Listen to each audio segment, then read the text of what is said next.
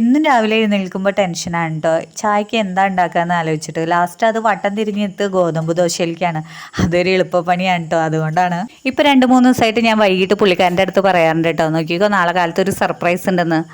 സർപ്രൈസോ? അതെന്ത്? മനസ്സിലൊന്നും ഇരിക്കാത്ത കാരണം ഞാൻ പുള്ളിക്കാരൻ്റെ അടുത്ത് പറഞ്ഞു, പുട്ടും മാമ്പഴോ അതെന്ത് കോമ്പിനേഷൻ? ആന്നേ നല്ല ടേസ്റ്റാന്നേ. അങ്ങനെ പറഞ്ഞാലും പിറ്റേ ദിവസം രാവിലെ എത്തുമ്പോൾ വീണ്ടും വട്ടം തിരിഞ്ഞ് ഗോതമ്പ് ദോശയിലേക്ക് തന്നെയാണ് കേട്ടോ എത്താറുള്ളത്. പിറ്റേ ദിവസം ഞാൻ പുള്ളിക്കാരൻ്റെ അടുത്ത് പറഞ്ഞു കേട്ടോ, നാളെ നോക്കിക്കോ പുട്ടും മാമ്പഴമാവുന്നു. ഇത് കുറെ നാളായില്ലോ എന്നായി പറയുന്നു, പുട്ടും മാമ്പഴം എന്ന്. പിറ്റേ ദിവസം ഒന്നും ആലോചിച്ചില്ല, പുട്ടുണ്ടാക്കാന്ന് വിചാരിച്ചു കേട്ടോ. പുട്ടിന് ചിലപ്പോൾ മാമ്പഴം ഇഷ്ടപ്പെട്ടില്ലെങ്കിലോ അത് ഞാൻ തന്നെ കഴിച്ചു തീർക്കേണ്ടി വരും. ഒന്നും ആലോചിച്ചില്ല, ഒരു മുട്ട റോസ്റ്റും കൂടി ഉണ്ടാക്കി കേട്ടോ. സൺഡേ സ്പെഷ്യൽ ആയിട്ട് ഞങ്ങളുടെ ചായക്ക് പുട്ടും മാമ്പഴവും മുട്ട റോസ്റ്റും പിന്നെ നല്ല കടുപ്പത്തിലുള്ള പാൽ ചായയും. കാര്യം എന്ത് പറഞ്ഞാലും പുട്ടും മാമ്പഴവും അടിപൊളി കോമ്പിനേഷൻ തന്നെയാണ് കേട്ടോ. പിന്നെ ഞാൻ ഒന്നും ആലോചിച്ചില്ല, പുള്ളിക്കാരന് കൊണ്ടുപോയി കൊടുത്തു. അപ്പൊ പുള്ളിക്കാരന്റെ അഭിപ്രായം കൂടി നിങ്ങൾക്ക് കേൾക്കണ്ടേ?